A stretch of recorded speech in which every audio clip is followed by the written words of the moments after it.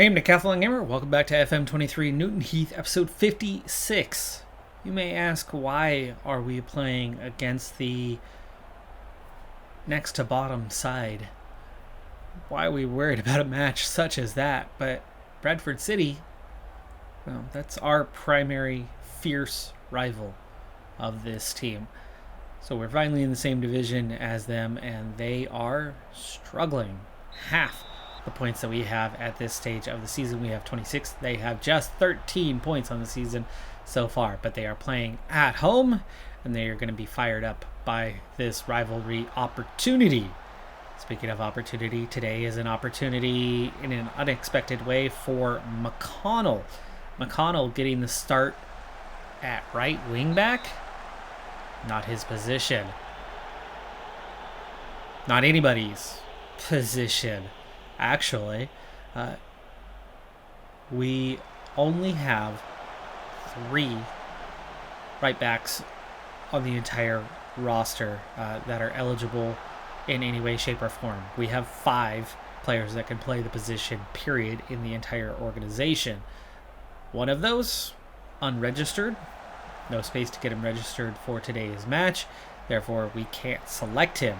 One of those youth players that's young enough to play the position to get the start.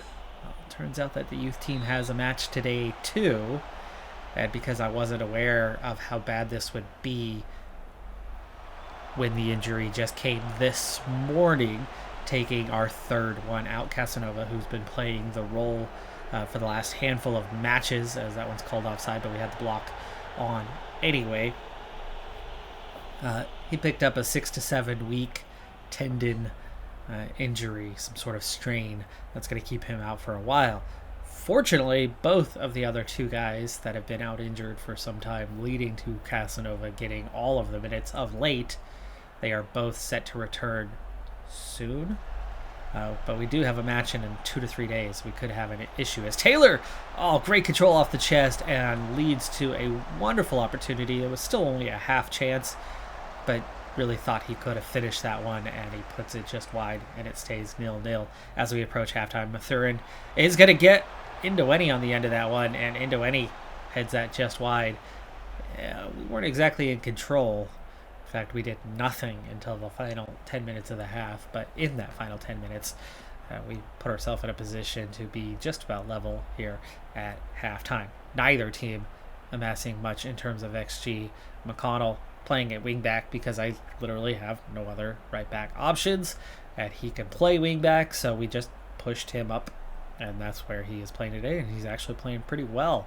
It's center backs that haven't done much, and it's more the attacking group that has struggled so far. Otherwise, we're doing fairly well at the back. Is that because we're playing on the back foot and having to defend a lot, and they are just succeeding at that, holding them at bay so far?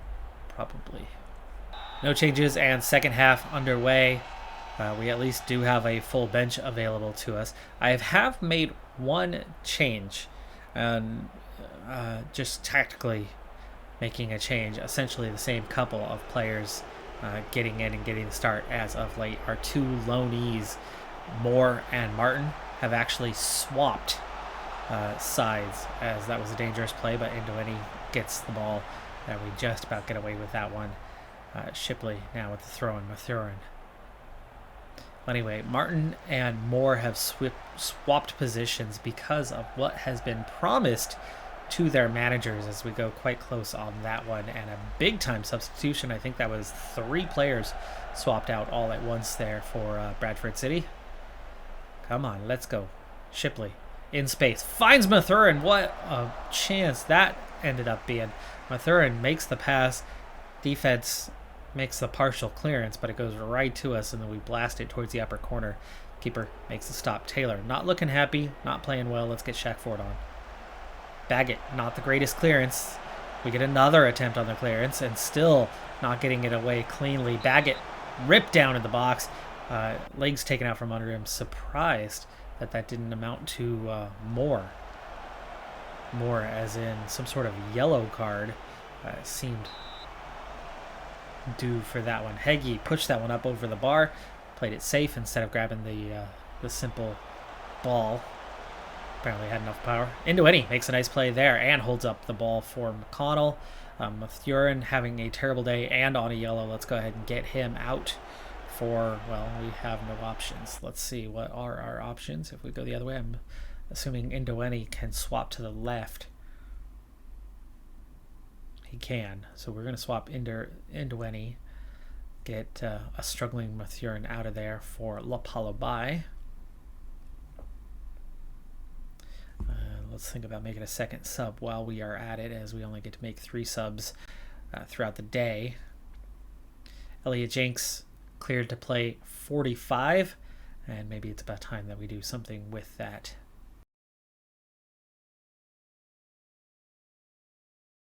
Very much taking it safe right now, as the defense is playing largely in a low block for the time being, but we find some space in behind it. Indoeni takes it to the byline, lays it off for McConnell. Golden opportunity. That probably the best chance of the entire day ends up going begging. Already almost out of time, and this is a dangerous one. Let's hope we can get this away. Finley, they are stalling, so they are desperately trying to hang on to a point at this point. For us, a point is okay. One, that's what's expected by the board and by the supporters. We are on the road. We are not a very good team that is picked for relegation, but reality is we are 13 points better off than them, and you would think we can do more. But if we're being real, that just has not materialized into anything today, and it's been a pretty even game with neither team looking terribly likely to score a goal. Both teams threatening just enough that here in these last few minutes, something could still potentially happen. And what do we have for substitutions remaining? Bloxham, sure, let's get some fresh legs. I do not want to bring on Powell or Muir unless we bring on Powell for Shipley, who is tired, so I suppose let's go for it. Strange call there. Long ball. Oof. But keeper should have come out and claimed that one. It leads to a dangerous situation. McConnell over the top for Ford, but Ford not able to get on the end of that one.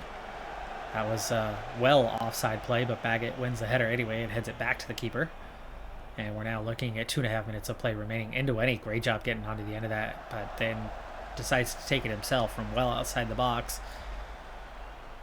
without much of an opportunity to do anything with that one. Powell intercepts, and that's the game. It finishes goalless. At least it is a point, I suppose.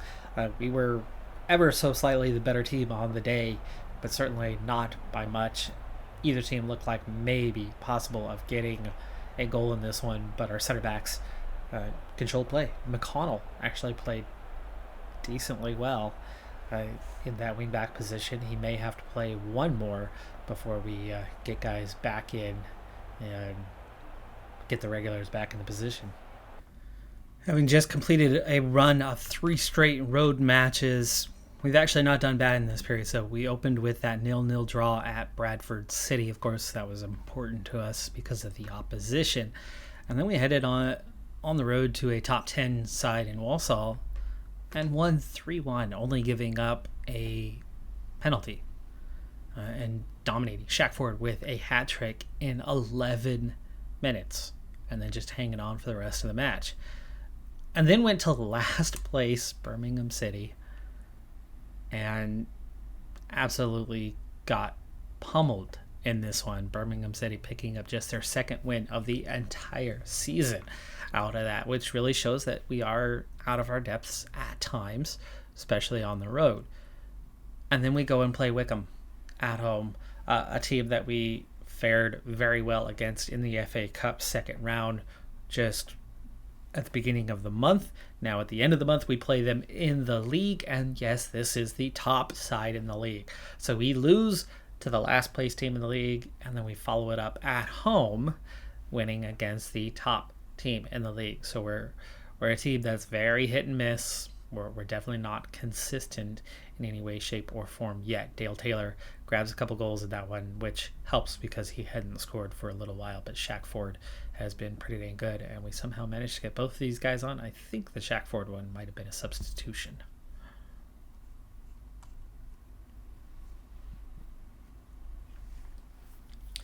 Our third round FA Cup match will be against Norwich. So, good luck to us. I think we are heading out of that competition, but getting through 2 rounds already has been awesome. That's better than expected. Salford, Charlton, Fleetwood, Southend, Crawley, Cambridge in January. And of course, the January transfer window is something we're going to be keeping a close eye on, hoping that we have built up enough of a reputation, enough of a sign of stabilization within the league, even though we are not terribly high placed. Even after winning 2 out of 3 and a point in the other one, we still only find ourselves up a single position from 17th now to 16th. However, we are just 4 points out of 11th, so it's not like we've been playing poor. It's just we are at that point. I mean, we're 5 points ahead of Southend in 18th. Oxford, the team we overtook, just 1 point behind us, and we are still on a negative goal differential, but pretty neutral.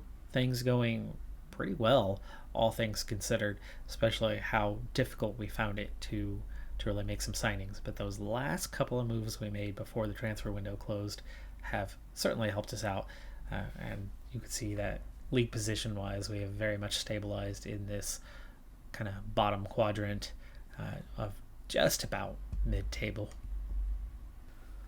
2 weeks ago we were second in the league on the injury table, definitely higher than expected. You can see how much higher our December was compared to the previous months of the season, and it's never been low. I mean, ever since we started, we've had multiple injuries, and when compared to last season, so far we've been about 1 to 2 ahead of pace last season throughout the season so far, outside of being a little bit behind where we were in October, which was our crazy month a year ago, and that still wasn't as bad as what we just had in December, the number of players that were out, and especially those right backs. But with guys coming back, Casanova, now Elliot Jenks picking up an injury, or has he just returned? No, that was earlier in the season. He's already returned from that one. He did pick up another one. But anyway, at the moment we are down to James Moore with a pulled calf muscle, and he should be back in a week and a half, and then little over a couple weeks for Dante Casanova before he returns. He's been key for us of late, but the 2 guys that he was playing in place of are finally off the injury table themselves and healthy once again, so we don't need to worry about the absence of Casanova any longer, unless those guys have any recurring injuries themselves. Despite the squad depth, despite the rotation, we've definitely had more than our fair share of injuries so far this season. But despite all that, we're hanging on in the league and getting by. And that's what's important, at least this season. Once again, I will mention that I'm hoping this January will be kind to us and we can find 2 or 3 new key players to bring in, whether they cost us or not. A very heavily changed side heading into this one because it's a midweek match with a lot of other matches surrounding it. Therefore, this FA Cup third round match is something that I didn't anticipate we would do well in anyway, as we're playing Norwich. That guy looked like a offside by 10 miles, but somehow no flag raised, so clearly the ball was played in an appropriate time. He just somehow beat the defense quite comfortably. I'm not sure how that's a goal kick. Apparently we got a foot in and block that from behind, but Heggie goes out and clutches that one. I do have Heggie in the starting lineup, but a lot of changes. Alfie Doy is in. We have Taylor still getting the start, but so many changes to the side. Ndidi gets his first appearance since coming back from injury over the Na, who is just recovered from his injury, still only cleared to play 75, and is already on heavy match load, even though it's only been 2 or 3 matches since he's been back. But Mathurin still gets a start. McConnell is in place to give a rest to somebody. A lot of guys on the team on heavy match loads at this point, as we've had a very busy end of December and early January. Speaking of early January, we are just over a week into the transfer window now, and I have 2 deals in the works. Many of those do not come together. One is a loan for a left back out of Manchester United. We'll see if it pans out, and then I'll show you the player. And then the other one is for a free transfer, actually, and a pretty decent player who would be a nice addition if we can get him signed. But he's got a lot of offers as Norwich take the early lead here in the 24th minute. I'd say looking at their roster, the most notable player is Hannibal. Manchester United's U23's Hannibal. I'm not sure he's still there, actually. I think just this season he may have signed a free with the championship side. And where he's at now, I'm not entirely sure, and I may be completely off base with that memory recall of where Hannibal is located currently, but absolutely an up-and-coming talented player who has a lot of big curly hair, for those who aren't sure who that is off the top of their heads. But Norwich, with that early lead, very much in control, and like I said, we were already heavily favored to lose this, and then with the amount of squad change that I've put in, blocks him in the starting lineup, Lapalabai getting the start, McConnell getting the start, Powell getting the start, Doy getting the start, Ndidi getting the start. That is 6 changes to our usual 11. It's certainly only a 1.5 squad. It's not a full B squad, but it's enough that even with the A squad, we probably would have struggled in this one. But Mathurin, who's sitting on a yellow, wins that header, but very much straight at the keeper. But that was definitely our best chance, or one of our best chances of the half. We had a very quiet period. We kept them at bay for roughly half of the first half, and then bam, bam, bam, bam, they took control of the match, but we fought back in it. So outside of one 10-minute stretch, we've done well. Mathurin on a yellow will probably not last too much longer, especially as he's one of the starters, as we will look to get him off the pitch before too long.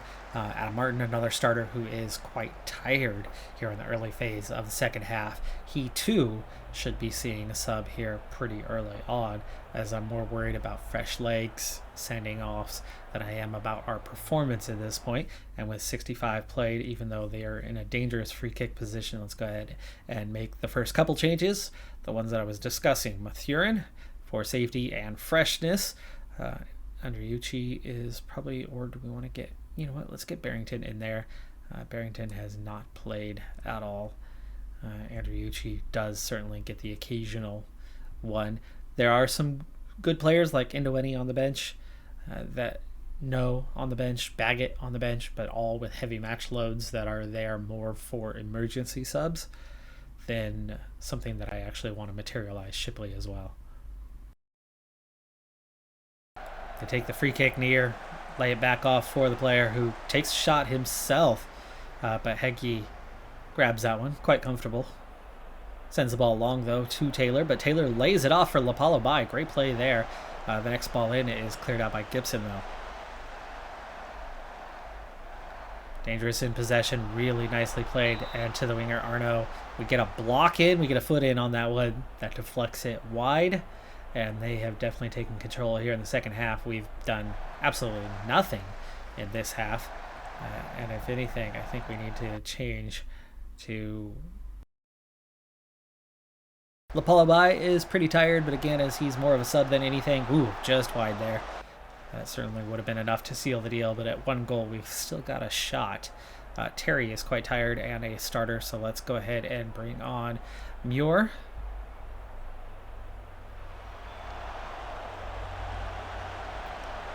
Got the block in, and then the follow-up is blasted very high. Muir on for Terry. Lapalabai very tired. I do have another sub that I can play. Andriucci, sure. There's the one to seal it. It's 2-0. I didn't even really see it, just from the corner of my eye. So Vedelson over the top for Ida, and Ida is going to pull it back, lay it off just before Doy gets a foot in there. Vedelson coming in late, bangs that off the crossbar, and ridiculously fortunate to get that one in, as that ball really should have come back out. Ball goes straight down. Should have had enough backspin on it to come back the other direction, and still somehow managed to just get across that line. more than just. It was about 2 feet across the line. Certainly not by much. Oh, Nunez! I thought he had that wide. It's offside, though. Lucked out there. Game's over anyway, but the counterattack approach certainly has not helped us out. We've had 0 shots the entire second half, and they have done significantly more in that last 10 minutes after we made the tactical adjustment, and they got that goal to go with it. But you can clearly see second half was all them. we were flat as a pancake in that second half. But even then, scoreline ever so slightly harsh, as they didn't even amass 2 goals worth of XG. Played okay. The backups, for the most part, played okay against Norwich City. I'll take it. That is going to do it for this episode, though. I'm Decathlon Gamer. Like, comment, subscribe, and I'll see you next time. Have a good one. Be safe out there. Bye for now.